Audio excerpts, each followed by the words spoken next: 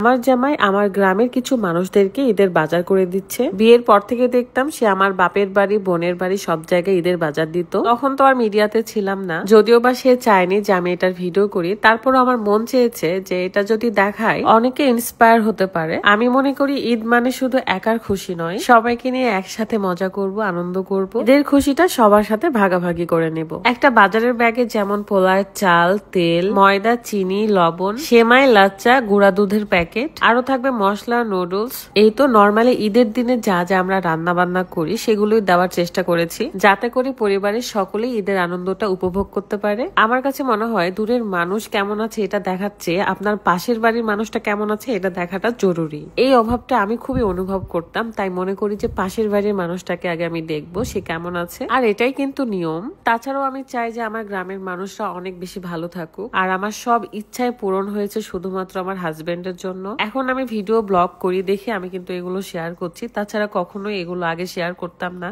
মিডিয়াতে আসার আগে কখনোই শেয়ার করতাম না। সে কিন্তু আগেও আমাকে অনেক অনেক ভালো রাখার চেষ্টা করেছে, আমার ইচ্ছেগুলো পূরণ করার চেষ্টা করেছে। আমার হাজবেন্ডকে আল্লাহ অনেক বছর বাঁচিয়ে রাখুক। আমার মনে হয় বাবা মার সুযোগ্য সন্তান, একটা মেয়ের একজন ভালো হাজবেন্ড, সে একজন ভালো বাবাও বটে। একজন ভালো মানুষের পরিচয় এগুলোর থেকে আর বেশি কি হতে পারে। যাই হোক না কেন, অনেকগুলো ব্যাগও রেখেছিল সে, যেগুলোতে প্রত্যেকটাই এক পিস করে দিয়ে ব্যাগগুলো রেডি করছিল। আল্লাহ যেন তার হাত দিয়ে আরো অনেক মানুষকে দেওয়ার সুযোগ করে দেয়। আমি যেন একসাথে অনেক অনেক অনেক মানুষের মুখে হাসি দেখতে পারি। আল্লাহ আমাদের যতটুকু দেওয়ার ক্ষমতা দিয়েছে ঠিক ততটুকুই আমরা দেওয়ার চেষ্টা করেছি। খুব ছোট মাথায় আমরা ছোট ছোট উদ্যোগ নিয়েছি। যারা অনেক বড় মানুষ তারা কিন্তু অনেক বড় বড় উদ্যোগ নেয়। প্রত্যেকে যদি যার যার জায়গা থেকে আমরা কিছু করার ট্রাই করি তাহলে দেখবেন সবাই মিলে আমরা ভালো থাকতে পারবো। যারা আমাকে শুরু থেকে দেখে এসেছেন তারা কিন্তু জানেন প্রতিটা রমজানের ঈদে বা কোরবানি ঈদে আমি এই বাজারগুলো দেখাইছি। সম্পূর্ণ না পারলেও টুকটাক দেখাই ফেলি। আর রোজার মধ্যে এত চাপ গিয়েছে কাজের যে আমি এই 2টা দিন রেস্ট নিয়েছি। মোটামুটি কাজ শেষ হয়ে গিয়েছিল, তাই ভাবলাম যে আপনাদের সাথে 2টা দিন পরে দেখা করব।